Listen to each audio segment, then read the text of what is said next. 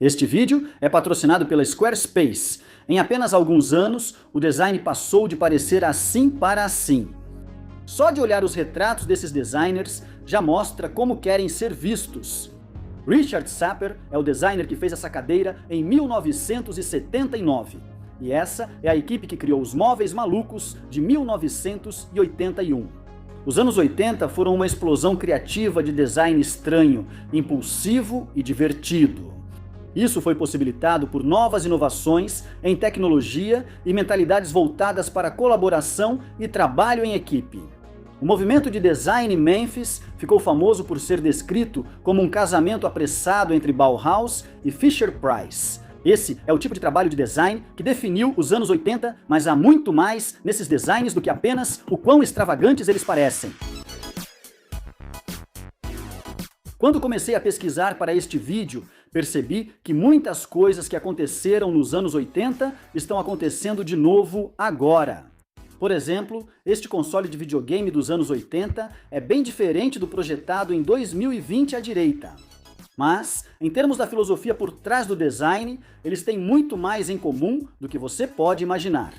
Eu acho que a mentalidade dos anos 80 está começando a ressoar com as pessoas em um nível mais profundo, e vamos explorar isso mais ao longo do vídeo. Primeiro, deixe-me te dar um pouco de contexto. O mundo idealizado, próspero, regado a martini dos anos 50, foi destruído nas décadas de 60 e 70. Houve o movimento dos direitos civis, uma ameaça russa iminente, escândalos políticos. Bem, eu não sou um criminoso. Alta inflação e preços da gasolina disparando. Se isso lembra hoje, é porque realmente é. Quando os anos 80 chegaram, essas ameaças não sumiram. Muitas pessoas aceitaram isso e seguiram em frente com mais otimismo. O design é influenciado pelas ideias culturais da época. As semelhanças entre os eventos que influenciaram as tendências de design dos anos 80 e agora são realmente importantes de considerar. Eu só comecei a atuar como designer em 2010, então quero conversar com um amigo meu que realmente viveu e trabalhou durante os anos 80, atuando como designer para empresas como Toyota, Subaru e Mattel. Ele também é muito bom em assobiar. Bem, desculpe por isso. Também conversei com Mara Holt Scove, uma historiadora de design que conhece pessoalmente alguns dos designers do movimento Memphis. O mais importante sobre o design dos anos 80 em termos de impacto é que ele retirou a seriedade do design. O design era uma profissão muito séria. Havia uma revista chamada Industrial Design e tudo era muito formal e os artigos eram bastante acadêmicos. E embora houvesse muitas coisas divertidas acontecendo, você tinha que trabalhar dentro do contexto corporativo. Então, os anos 80 meio que romperam com isso, mas foi divertido. Isso permitiu que as pessoas se desvinculassem sem perder o contexto corporativo. Agora, não existe nada mais pretensioso do que o retrato profissional de um designer. Tipo, por que a gente sempre toca o rosto? O que a gente está encarando com tanta intensidade assim, em algum ponto indefinido a meia distância? Todos nós fazemos isso, inclusive eu. É como se fosse uma doença ou algo assim. Os anos 80 basicamente destruíram esse paradigma de designers eruditos e cheios de si. Um dos melhores exemplos disso foi o movimento de design Memphis, que realmente definiu a cultura e o visual dos anos 80. O bom gosto era a coisa ruim contra a qual eles estavam lutando. Eles faziam designs que intencionalmente quebravam todas as regras de design existentes. Essa nova e divertida perspectiva foi possível por dois fatores principais. O primeiro fator foi uma nova visão sobre o que um produto pode ser e como transmitir ideias abstratas por sua aparência. Não era mais só a forma segue a função, havia também a forma segue o significado e a forma segue a emoção. O segundo fator foi uma ênfase renovada na colaboração e no trabalho em equipe. Isso foi possibilitado pela nova tecnologia, mas também foi um resultado direto da exploração da ideia de que a forma segue a emoção. É importante notar que o grupo de design Memphis era um coletivo de vários designers internacionais. Raf explica mais sobre a atitude colaborativa nos anos 80 aqui. Acho que o trabalho em equipe meio que surgiu do entendimento de que nossos produtos eram úteis e funcionais. mas não eram emocionais. Posso ser emocional, mas serão meus sentimentos pessoais. Para colocar emoção no meu produto, preciso entender como as pessoas se sentem em relação a ele durante o desenvolvimento. Então, eu acho que essa transição da função para a emoção teve que ter um efeito mais coletivo. E nós vimos evidências disso nos anos 60, mas isso realmente só se materializou de forma industrial quando as pessoas começaram a perceber os benefícios de unir várias disciplinas. E uma das maiores empresas que apoiou isso foi a Frog Design. A expressão "a forma segue a emoção" foi originalmente criada por Hartmut Esslinger. Ele é mais famoso por ter projetado os primeiros produtos da Apple nos anos 80. Com foco no trabalho em equipe, Hartmut Esslinger mudou o nome de Esslinger Design para Frog Design para mostrar que o estúdio era democrático, com ideias compartilhadas livremente entre todos. Assim, já não se tratava só dele. Ele também usou letras minúsculas em Frog Design pelo mesmo motivo. Trabalhar em equipe como designers era muito melhor do que ser um ícone individual do design. A ideia do celebrado Raymond Loewy ou Charles Eames, ou você sabe, dessas figuras individuais, já não era mais necessária. O que era necessário era que o próprio produto precisava ser o herói. Com o produto como herói, o design era mais expressivo. Em vez de integrá-lo totalmente à experiência, ele precisava se destacar e transmitir uma mensagem. A adoção de um design centrado em equipes não foi o único fator que impulsionou a ideia de que a forma segue a emoção. Os designers tinham mais flexibilidade no formato, pois não eram tão limitados pelos componentes internos. Basta ver os componentes internos deste telefone de disco. Ele tem solenoides, tem sinos, tem componentes mecânicos rotativos enormes, e cada um desses componentes precisa ser colocado em uma área muito específica, e eles têm um formato muito específico. Então, esses componentes meio que determinam o formato do dispositivo externo, e muitas vezes esses componentes eram meio pesados, por isso equilíbrio, conforto e ergonomia eram mais importantes do que nunca. Nos anos 1980, muitos desses componentes mecânicos foram substituídos por uma placa de circuito impresso, a PCB. As PCBs têm limitações, não me entenda mal, mas não tantas quanto nas montagens mecânicas antigas.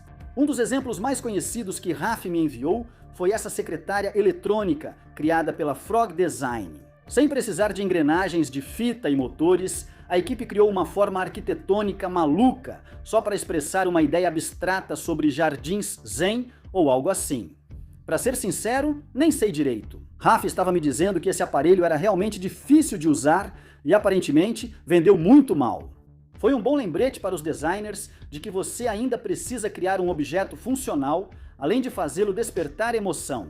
Tem que ser os dois, não um ou outro. Para ser justo com a equipe da Frog, deve ter sido um desafio encontrar esse equilíbrio, certo? Se um produto não é tão limitado pelos seus componentes, como você faz com que os clientes entendam o que ele é ou como usá-lo? Algumas pessoas seguiram isso literalmente, como neste exemplo, enquanto outras foram muito mais artísticas. E quero dizer, claro, os designers faziam isso o tempo todo, antes dos anos 1980, mas nunca foi tão comum e geralmente não era tão concentrado ou popular. Esslinger precisa definir a forma dessa nova tecnologia. Mas como ela será? Certamente, até os anos 90 não se assemelha ao Memphis. Os designers de computadores acham que agora podem ousar mais, trazendo cores e padrões ondulados, mas antes não se sentiam seguros para isso. Esslinger está, de certa forma, levando esse conceito de a forma segue a emoção e reconhecendo que precisamos criar objetos com os quais queremos conviver, que queremos valorizar, se vamos permitir que eles façam parte do nosso dia a dia. Quero falar sobre o Squarespace. Uso a plataforma para meu site de portfólio há mais de uma década. Ele oferece muitos recursos que ajudam qualquer pessoa a criar um site rapidamente. Se você quer criar um site de portfólio rapidamente, eles oferecem layouts lindos que destacam o seu trabalho. O construtor de sites é o melhor do mercado. Assim, você pode personalizar os modelos com controles simples de arrastar e soltar. E se quiser ir mais fundo, pode personalizar totalmente seu site com CSS. Existe um motivo pelo qual uso o Squarespace há tanto tempo. E existe um motivo pelo qual estou falando deles agora. É fácil de usar e totalmente personalizável. Acesse squarespace.org. bom com Squarespace, bom.com. Design Theory para obter 10% de desconto na sua primeira compra de um site ou domínio usando o código DesignTheory. Voltando ao vídeo, sem restrições de forma ou função, os designers podiam dar ao design o formato que quisessem. Vi muitos exemplos disso com Matthew Bird. Ele é professor de História do Design na RISD e deixei o link do canal dele na descrição. Um exemplo citado por ele é este design. Esta é a placa de circuito impresso do dispositivo. Os designers tinham que criar uma carcaça para isso, mas não havia restrições ergonômicas e quase nenhuma funcional, exceto acomodar a eletrônica. Mas os designers ainda tinham que decidir como seria o design. Então, ao invés de simplesmente colocar a caixa em um invólucro retangular comum, eles deram a ela uma sensação de múltiplas camadas e acentuaram a ideia de duas formas geométricas se cruzando ao dar a cada peça um padrão distintamente diferente. A área onde a energia entra no aparelho é um ótimo exemplo de a forma segue a emoção, porque a linha ondulada meio que expressa o fato de que o aparelho está sendo injetado com eletricidade bem aqui. Caso você esteja se perguntando o que é isso, é compreensível. É um console de jogos interativo no estilo escolha sua própria aventura que é conectado a uma televisão. Considero importante destacar que o Viewmaster abriu espaço para outros designs expressivos, como o PlayStation 5. Obviamente, o PS5 tem um design completamente diferente, mas a ideia de criar uma forma expressiva que não fosse tão rigidamente definida por sua função é muito semelhante ao Viewmaster. O PS5 não precisa ter esse formato. Ele poderia ter sido uma caixa rígida simples, como o Xbox Series S, mas, ao ter um design mais expressivo, ele nos dá uma expectativa sobre qual pode ser a sensação de usar o dispositivo. O PS5 parece uma peça de tecnologia alienígena, que vai te transportar para um mundo alienígena enquanto você joga. Mesmo nos designs utilitários e quadrados que Eslinger e equipe criaram para a Apple, havia considerações emocionais. Por exemplo, Eslinger diz que o design original do Apple Macintosh foi inspirado nas pinturas de areia Navajo e nas esculturas em relevo de pedra asteca que ele viu. Como a Apple era americana, ele queria inspiração de tribos nativo-americanas, não de influências europeias ou de outros lugares. Ele achou as pinturas de areia especialmente interessantes. Interessante para ele, pois os chips de silício usados nos produtos da Apple eram feitos da mesma areia. Não sei se essa é a inspiração real, mas é o que Eslinger afirma. Se isso é verdade ou não, pouco importa. O importante é que torna os objetos mais interessantes. E é um ótimo exemplo do poder de adicionar uma camada de contexto ou história ao seu produto. Esse recurso de contar histórias é mais usado do que nunca no design de produtos e marketing. Agora, eu sei que o Macintosh original parece bem simples pelos padrões de hoje, mas você tem que lembrar como eram os outros computadores antes dele. Eles tinham uma aparência extremamente mecânica e técnica. Até agora, a maioria dos exemplos que mostrei foram mudanças principalmente de aparência ou design superficial. Mas a década de 1980 marcou uma das primeiras vezes em que os designers passaram, de forma consistente, a ir além das mudanças superficiais. Porque eles costumavam chamar os designers de estilistas, e durante esse período, os designers estavam deixando de ser apenas estilistas e começando a se envolver mais em uma abordagem de design em equipe. A maneira como a equipe da Frog Design e a equipe da Apple criaram alguns produtos que definiram os próximos 40 anos é algo realmente especial. Atualmente isso é visto como normal, mas veja o que Raf falou sobre o design antes dos anos 80. Eles seguiam o estilo em vez de trabalhar em equipe com engenheiros e começar desde o início. Designers de automóveis recebiam a distância entre eixos, dimensões gerais e a configuração geral e eram instruídos a estilizar as carrocerias. O mesmo ocorria com designers de eletrodomésticos atuais que criavam apenas o exterior, cuidando dos acabamentos e das cores. Eram estúdios de estilo, algo bem diferente. Eles não estavam tão ligados às tendências culturais ou ideias políticas como veríamos no final dos anos 70 e nos anos 80. E claro, agora vemos uma enorme convergência entre mídia, eventos culturais e design. Agora, o espírito de colaboração começou nos anos 1980, mas só floresceu mesmo nos anos 1990 com consultorias como a IDEO. Farei um vídeo só sobre os anos 90, então se inscreva para não perder. Sobre os anos 80, o trabalho em equipe também foi facilitado pela tecnologia. Versões iniciais do e-mail surgiram em meados dos anos 1980, permitindo compartilhar ideias e arquivos entre continentes. Assim, ao invés de levar papéis e modelos físicos, era possível compartilhar arquivos por um pequeno disquete. E sim, geração Z, acredite ou não, o ícone de salvar é realmente baseado em um objeto físico chamado disquete. Já mostrei disquetes aos meus alunos e eles pensaram que era um ícone de salvar impresso em 3 dimensões. É verdade, percebo progresso semelhante atualmente, resultado direto dos eventos após março de 2020. Com todo mundo preso em casa, fomos forçados a nos adaptar à comunicação remota. Agora, eu acho que reuniões no Zoom são horríveis e entediantes, mas elas realmente nos ajudaram a colaborar de forma mais livre pelo mundo todo. Existem outras plataformas como Slack e Discord que permitem que designers compartilhem suas ideias em tempo real. As ideias estão sendo compartilhadas cada vez mais rapidamente através dessas plataformas modernas. No Design Theory, temos discussões relevantes por chat de voz. Ok, tem zoeira e loucura, mas dá para aprender muito lá. A abertura para novas ideias nos anos 80 foi impulsionada por subculturas como o punk e o hip hop conquistando espaço na MTV. A MTV trouxe muitos artistas musicais underground para o conhecimento do grande público. A exposição a novas ideias assim simplesmente nos torna mais abertos a elas. Isso ocorre hoje, porém de forma mais segmentada. É fácil encontrar grupos de pessoas excêntricas online com interesses em comum, seja no Reddit, Discord ou YouTube. Se voltarmos ao movimento de design em Memphis, ele foi basicamente uma reação contra os designs excessivamente frios, pretensiosos e funcionais de todo o século XX. O que é Memphis? Bem, é o oposto do que foi o projeto do modernismo.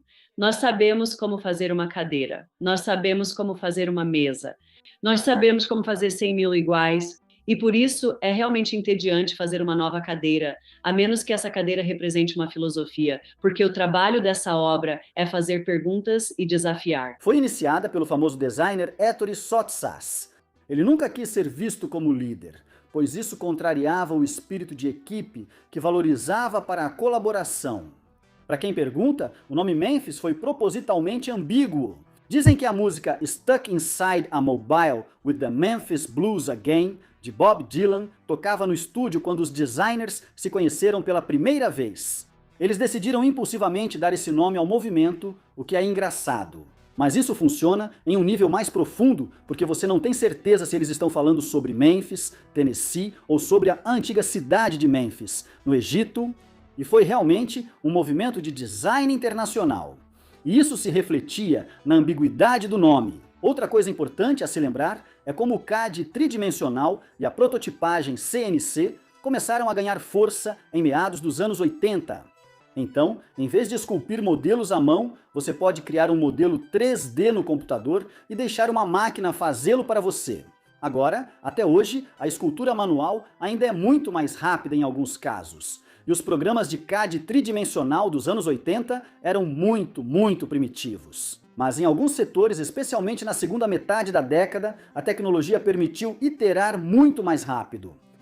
Iterações rápidas que são possibilitadas por novas tecnologias estão começando a acontecer novamente com a inteligência artificial no design. Mais uma vez, vou fazer um vídeo separado só sobre isso também. Então, não deixe de se inscrever quando sair. Clique naquele maldito botão vermelho. Clique no botão vermelho. Clique no botão vermelho. Clique nele. O único ponto que quero destacar aqui é que a IA vai causar um aumento rápido semelhante nas iterações, meio como a modelagem 3D e o CAD fizeram nos anos 80. O principal a lembrar sobre as semelhanças entre os anos 80 e a década de 2020 é que ambos vieram após períodos caóticos. Eles inauguraram uma nova era de colaboração e as novas ferramentas possibilitaram designs expressivos, malucos e divertidos. Agora, é impossível prever o futuro. Apesar de as condições para uma explosão criativa existirem hoje, não sabemos o que o futuro trará, nem como nos adaptaremos a essas mudanças. Acho interessante encerrar o vídeo com esta citação de um artigo de Michael McDonough e Steven Skowholtz. Mênfis não era realmente sobre o artefato final. Por baixo das formas estranhas e dos padrões engraçados, estava a importância da convicção, a convicção de abrir novos caminhos e explorar algo diferente. Steven e Michael comentavam sobre o design Mênfis, mas acredito que isso vale para outros designers dos anos 80 também. Um dos designers mais famosos dos anos 1980 a adotar esse ideal foi Luigi Colani, que criou conceitos absolutamente malucos que revelavam verdadeiro destemor. Ao ler essa citação, penso em Kanye West e na abordagem moderna dele e da equipe no design dos tênis Yeezy. Espero que a gente mantenha essa mentalidade exploratória no futuro. Seja o que for que aconteça a seguir, tenho certeza de que vai ser interessante. Tem coisas malucas demais acontecendo ao mesmo tempo para não haver algum tipo de explosão criativa. Mas, na verdade, o mais importante é, para onde estamos indo? As respostas que precisamos encontrar são bem diferentes das do século XX e até mesmo do início do século XXI, porque agora temos mais alternativas e o que está em jogo, sabe, sempre foi enorme, mas agora estamos realmente vendo os impactos disso. Obrigado por assistir ao vídeo, pessoal. Se você gostou, considere se inscrever clicando no botão vermelho de inscrição abaixo. Se você realmente gostou do vídeo, talvez queira dar uma olhada no meu Patreon. Tem vários bônus legais por lá. Mas, de qualquer forma, tenha um ótimo dia.